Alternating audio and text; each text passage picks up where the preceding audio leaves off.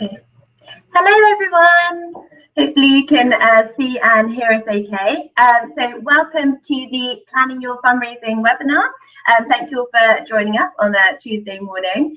So I'm Sarah, I'm a fundraising support officer. And I'm Johnny, so I'm also a fundraising support officer.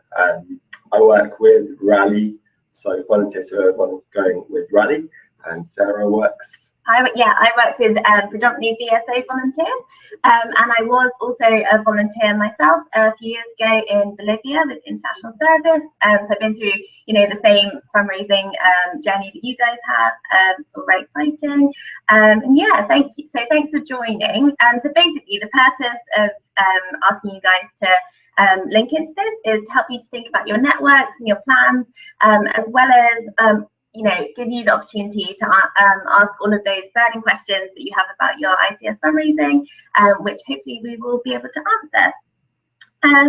So yeah, we will move on to the questions in a bit, but firstly we're just going to play you a video which features Isaac, who is another fundraising support officer. He is going to show you a bit about how to map your networks. So I'm going to try and play this now. Okay. You'll have to bear with us with our technological difficulties. Okay.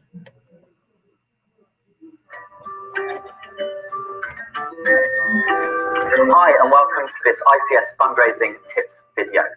My name's Isaac and I'm going to take you through an activity today which I find really useful when I'm planning my fundraising. It's designed to get you thinking about all those different people who might be able to help you with your fundraising efforts.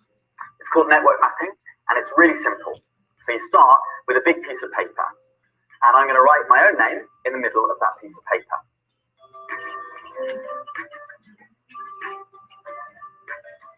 Once I've done that, I'm going to think of somebody else that I know and pop their name somewhere else on the piece of paper.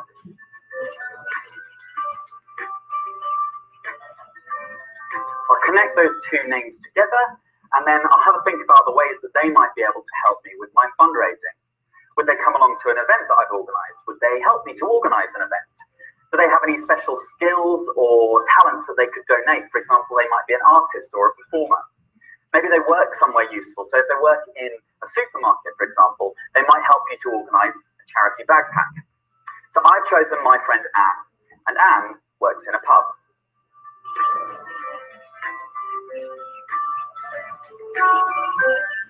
So I'm going to talk to Anne about whether it's possible for us to run a pub quiz at her pub. But I also think that Anne would probably support me by donating towards my sponsored activities. So I'm going to pop both of those things down as well.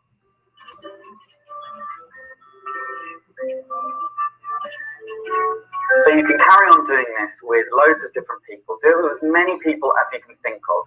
Or you can start doing it with groups of people or organisations that you've been involved with in the past. So for example, I'm going to think about my old school.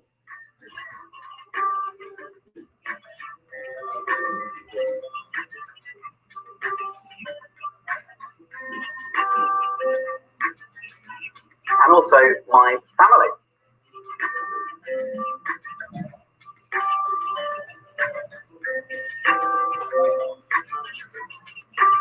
I'm also going to have a think about my office, my workplace, whatever that workplace might be.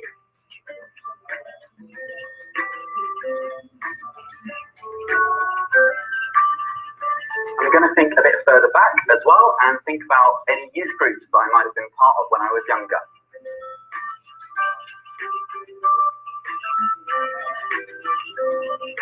Once you've spent about 15 or 20 minutes doing this, you should have filled up your page with loads of possible fundraising links for you to make use of. If you need any help with the network mapping itself or with coming up with new ideas, then do get in touch with your fundraising support officer. And we also have a great A to Z of fundraising ideas video for you to check out if you're a bit unsure about what kind of activities you could use with these networks.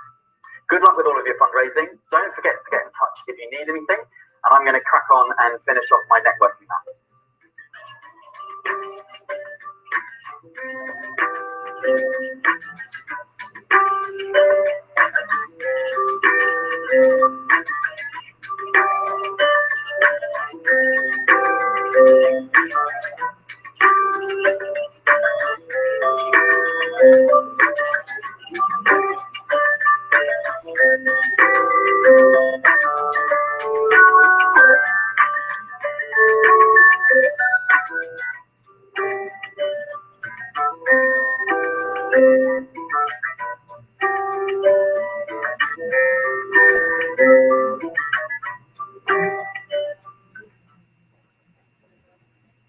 Okay,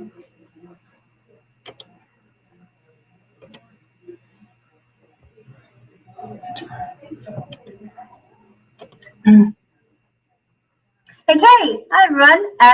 Thank you for watching that video. Hope you all found it really useful. I forgot to say before we started that you can ask questions by using the Q&A function. It's the little blue box on the left-hand side of the screen. So if you just click on that, you should be able to type them into the box on the right-hand side. And if you see that somebody else has asked a question that you think, oh, that's a really good question, I wanted that answering, then you can click the +1 symbol on it. And then if more people do that, then we'll know that those are questions that everybody else wants to have answered. So yeah, we will make sure we prioritize them. It depends how many questions we get, but if we don't have time to come to a question, then do make sure you call or email your fundraising support officer. We don't have the contact details of any people who've come to this webinar, so we won't be able to link you up to that afterwards. So yeah, definitely make sure you get in touch with them, and I'm sure they'll be able to answer them for you. Cool. Yeah, so just to see that we've already got one question. So to answer that one, so it's about what you do if you've got offline cash donations. So it could be that you've got that from a bake sale, or even just you might have some relatives or friends who have given you a donation in cash rather than online. And that's not a problem. But what you do need to do is make sure you get that onto your Just Giving page as soon as possible.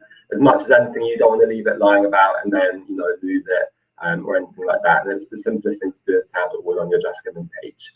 So what you need to do, the simplest thing is to pay it into your own bank account, and then not spend it on the weekend, but pay it into your Just Giving page as a donation.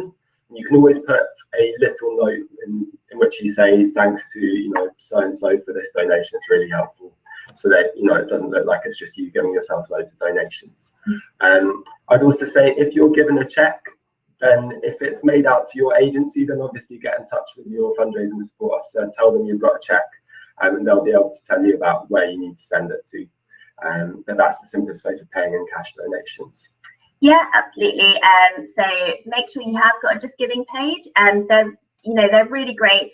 We ask every volunteer to set one up. Do make sure you're only setting up one Just Giving page per volunteer, just as that's how we track your fundraising.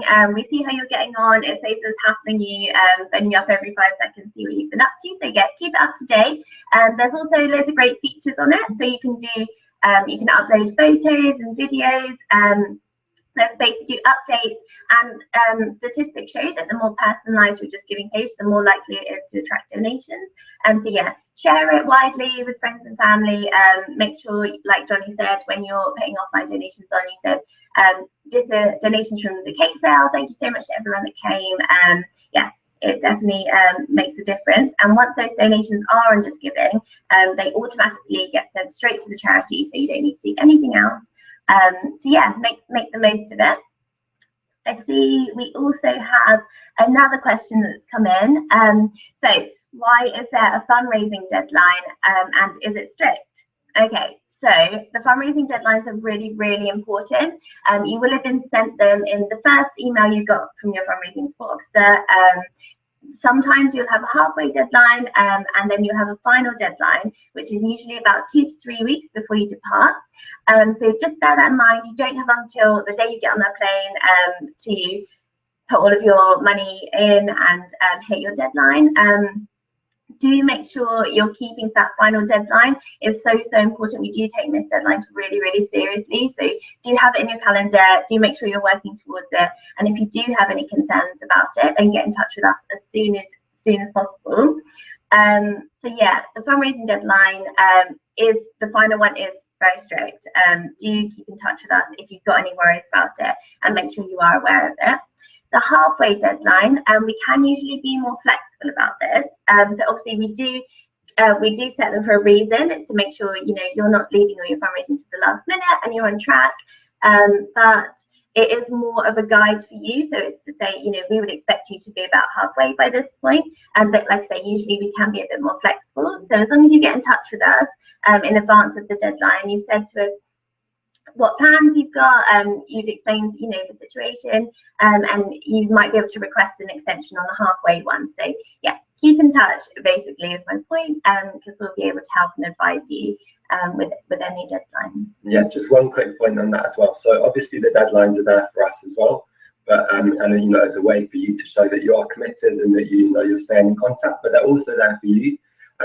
You know, the last 2 weeks before your actual placement, you don't want to be dealing with us, you know, giving you a call being like, hey, you've still got, you know, £50 to raise. You want to be focusing on, you know, spending time with your friends and family, getting all of your packing done and not stressing out. So it's also really important to remember that it's for you as well. Yeah, exactly. So we need time to process those funds and don't want you fundraising right up until the day you go. Cool, excellent. Yeah, we're going to show you another video in a little bit that's about how to plan your fundraising. But I just wanted to comment quickly on the network mapping video that we just showed.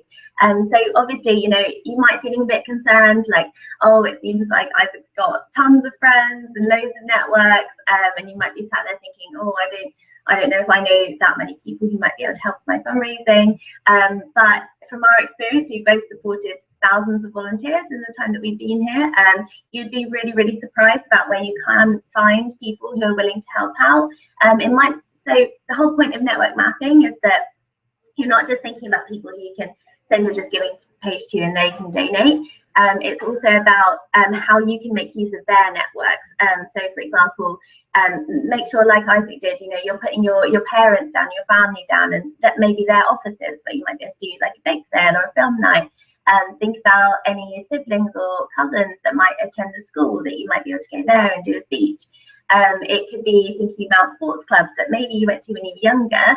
You might not have been back for a while, but no one's going to mind if you just go and ask them a quick question and say, I'm doing some fundraising for this charity, I'm going on the ICS program. The worst that they can say is no.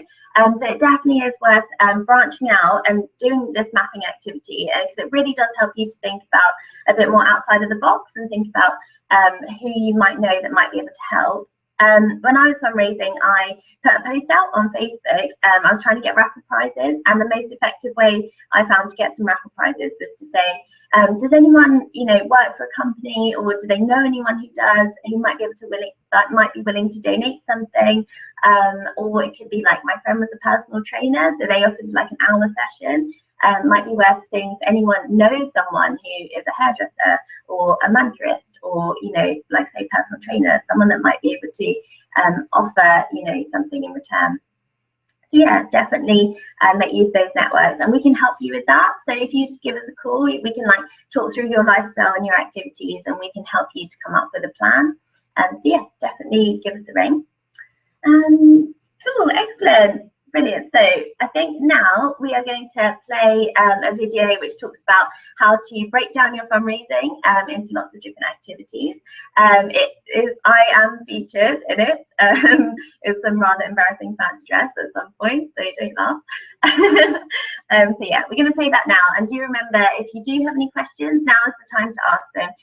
Play them on the use the Q&A function. They should come up on the side, and we are going to come back to them after this video.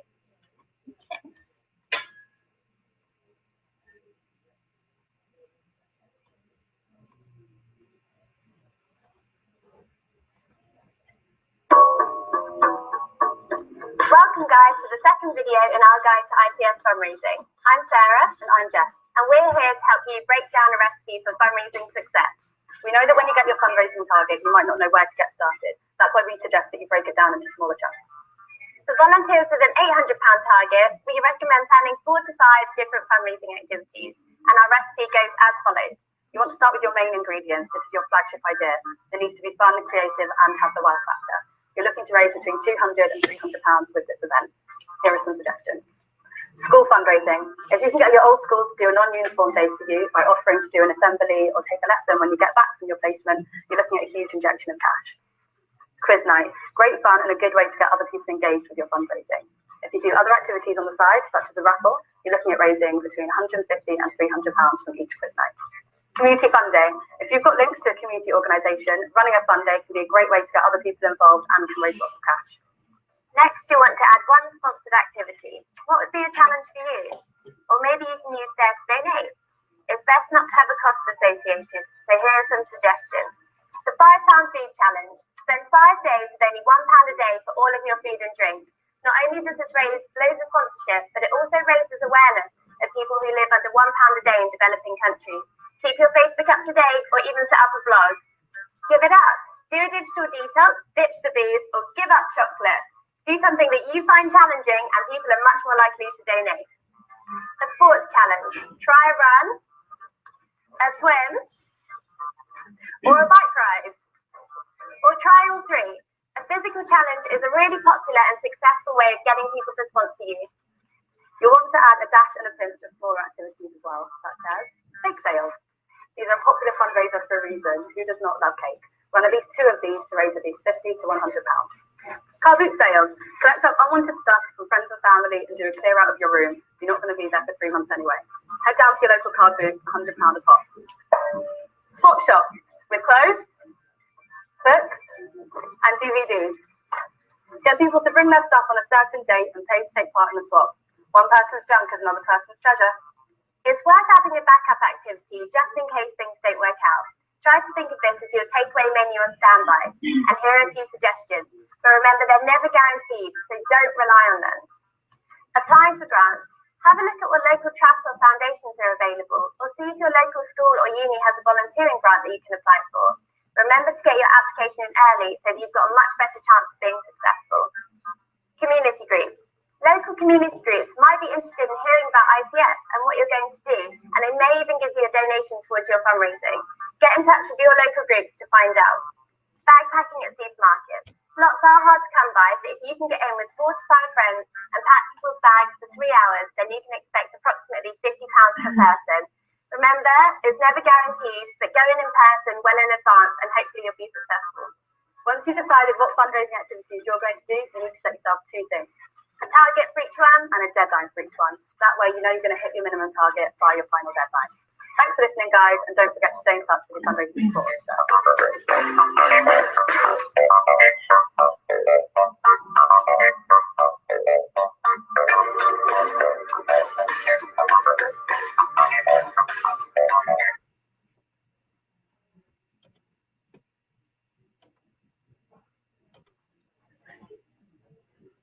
Hello.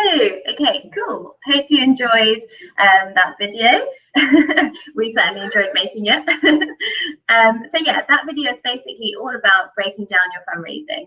So I think it can be quite tempting sometimes to think, oh, you know, I've got this target. I'm going to do one big event. I'm going to raise my full target. But definitely from my experience of doing fundraising myself and of supporting people, I found that's not usually the most effective way, and sometimes it can mean that you don't hit your final target. Say if you've got your event close to the deadline, it doesn't work out as well as you might have hoped, then you know it can be sometimes hard to come up with some last minute activities to reach that. So yeah, do not rely on one big thing, but rather breaking it down into smaller things is actually a lot easier in the long run, and it's amazing how much they can build up.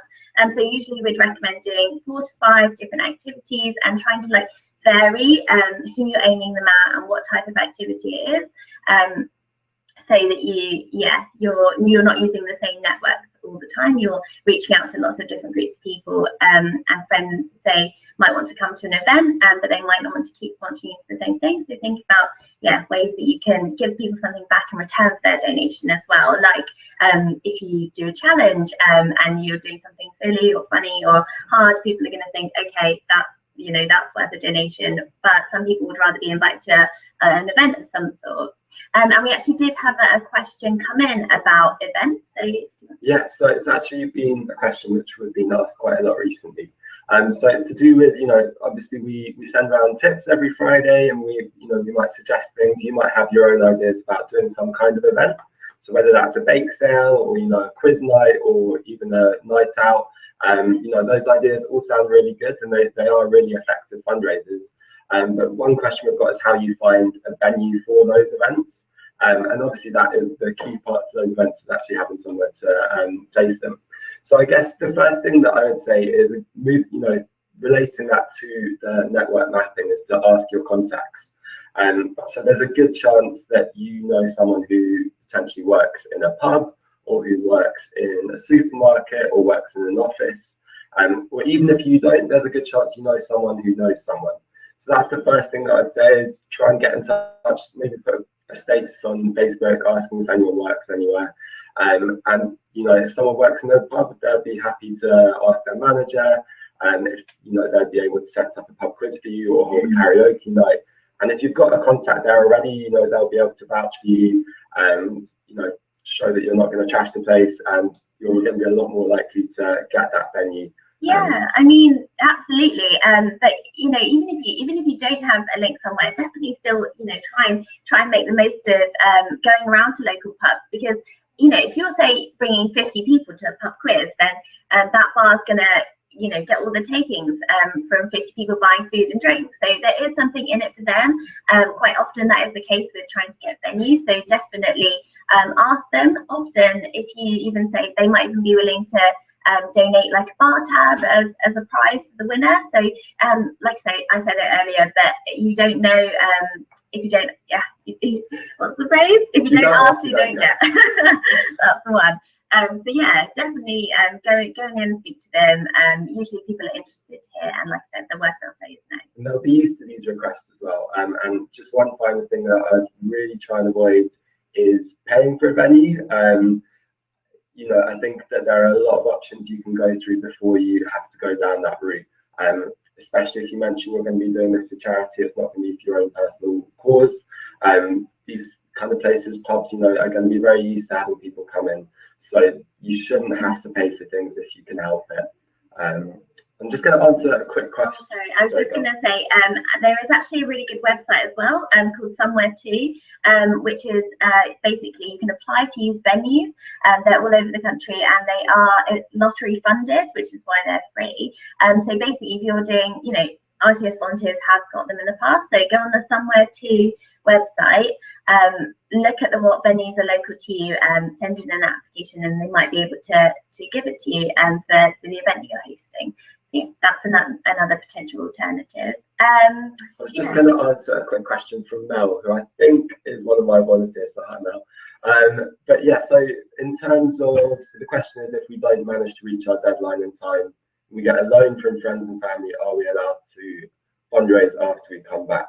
So I'd say, first of all, I think it's probably best if, you know, maybe we talk later on today and we can go into more specifics, because that sounds a little bit like it's specific to you in terms of that situation. What I would say is the deadlines, obviously, as we mentioned earlier, are compulsory, so you do need to hit your target by then. Getting donations from friends and family, that's great, and you know, we welcome that. In terms of a loan, like I said, I think we'll need to just have a quick chat later, and we can go through some of, you know, maybe the more specific details about that. Yeah, I mean, you know, it's really, really normal to feel daunted, especially when you're about to start fundraising. Honestly, pretty much every volunteer I speak to is feeling a bit nervous about it, and is thinking, I don't have much time. That's one of the most common things we hear, is that I think I've not got enough time to hit my target. Is it okay if I put some of my own money in? Or, you know, I completely understand you're saying you want to fundraise when you come back, but we do ask you to fundraise for loads of different reasons. It's not just about hitting your target and raising that money, although that is important. It's also about demonstrating your commitment to the program. That's a huge part. So if, say, you were given a big chunk of money and hadn't been able to, you know, put in the effort with your fundraising activities, then we wouldn't have seen that level of commitment. So yeah, it's really important that you are doing fundraising activities.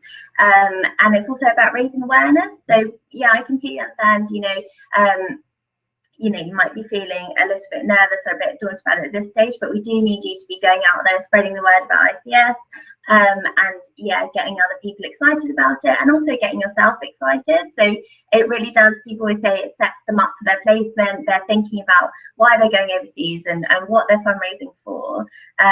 So yeah, I'm afraid it is really important that you're doing fundraising before you go on placement for all of those reasons. But that said, don't worry, I know it can be really scary and really daunting, but there are loads of really good last minute ones that you can try.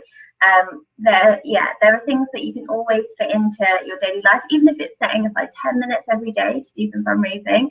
I think people can be surprised that even like organising events and stuff, if you just set aside a few minutes every day to send out that Facebook invitation, get in touch with that pub, send them an email, contact a local business or ask friends about getting some raffle prizes together. It really just comes together really quickly. So don't worry, and we are here to help you and give you ideas about how to organise last minute stuff. So yeah, I hope that answers your question. Do get in touch with us though if you are concerned about hitting your deadlines, or you are worried that you're not going to have enough time. The most important thing is that you contact us directly and you're proactive about that, because we are both working, you know, and all the fundraising support officers are working with a lot of volunteers, so we do need you to be proactive and give us a call or send us an email or ask us to give you a ring. I think that kind of relates to another question that we also had about exams. So do you want to answer that question? Yeah, sure. So I'll start it off. So yeah, obviously, you know, it's a really busy time for most people at the moment, especially if you're at university. It's, you know, quite a lot of assessments, might be dissertation deadlines or exams, or it doesn't. Yeah. So basically, we've been having a lot of questions about what to do in fundraising terms when you've got this busy period going on. So I guess one of the things that we really strongly advise is not to leave it till last minute. Don't wait until the exam period is on you and then start being like, I've not got any time, I've got to do revision, and I don't know how I'm going to do an event. You really need to be able to prioritize these different things at the same time. That's a really key part of fundraising, is being able to, you know, hit these challenges and rise to them. So what I would say is that think of the events, prep the events now, so that when you're actually doing them, you don't have to, you know, organize. You don't have to, for example, find a venue for a pub quiz. You've got a date for that quiz, you know, whenever it is, at the end of April potentially, and all you have to do at the time is actually carry that out. So do all of the prep now for those kinds of events, and then you won't have to worry too much about it. I would also say that while you are revising and while it is a busy time, there are still some events that you can do which don't take a lot of preparation, which can, you know, really help to just chip away at your target. So whether that's doing simply things like eBaying, you know, if you don't have time to go to a car boot sale, don't let that put you off selling some of your stuff and, you know, getting some small donations in. You can do some eBaying, you know, just while you're revising even. You can keep looking at the bidding process and see how that works. But again, you don't have, there are other things that you can be doing as well. So things like dinner parties or movie nights don't take a lot of preparation. You just, and in fact, during exam time, if you've got friends who are, you know, stressing out about their revising as well, everyone's going to need a break at some point as well. If you can kind of provide, you know, maybe some popcorn, some snacks in the film night, and that could be a really good way if you ask people to bring a few pounds along as well. That could be a good way of getting in a small chunk. Yeah, definitely. And when I was at uni, I definitely remember that I spent a lot of my life in the library, and there was always someone with a cake stall by the entrance, and I spent so much of my student loan on that cake stall. So if you can speak to your library, or it might be your student union that you have to talk to, and just say, would it be all right if I have a cake stall, set up a coffee stand? You know, if you're giving people food and drink, that's what they need when they're revising, and food always goes down well in any situation. We always plug it with fundraising. Like if you can involve food in your different events, or if you can do something in an office or a workplace, wherever it is, university library, definitely make the most of that, because that is one thing that students are sure to pay for. And on that note as well, if you are at university, or even if you're not and you're planning on maybe doing some fundraising at a friend's university, what I would say as well is that I'm pretty sure this month is the next instalment of the student loan. So if you're going to do some fundraising, and you know, a lot of people normally say that students don't have a lot of money, and I think that we were in that position as well, so we totally empathise with that. But this is probably going to be the best time that people are going to feel like potentially, you know, parting with a bit of that money, especially if you're giving something in return. So that's really important. One last quick thing as well is, you know, when you're revising, a really simple thing to do is to chase up friends or family who have promised donations or promised that they'll donate but haven't got around to it. So just sending around a quick personalised email, just saying, hey, you know, I've got my deadline in 6 weeks, I still need to raise this amount. It'd be really helpful if you could get any donation to me, you know, as soon as possible. That's something that you can do quite quickly and doesn't take too much effort. Yeah, and it's really important to whatever situation you're in, and we have worked with volunteers from pretty much every situation, and So, you know, we do know how to support you. But I think it's important to look at the positives of like being at university. For example, you have two different communities. You have your community back home and you have your community at uni. So make the most of that, even if it's something like, I'm going to write to some community groups.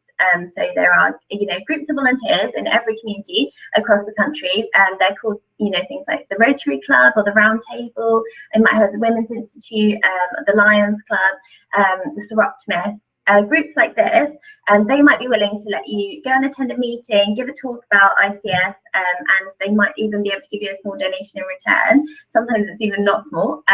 It's definitely worth getting in touch with them. They do get quite a lot of requests. So fundraising like this is obviously never guaranteed. It is what we call bonus funding, you know, as we said in the video.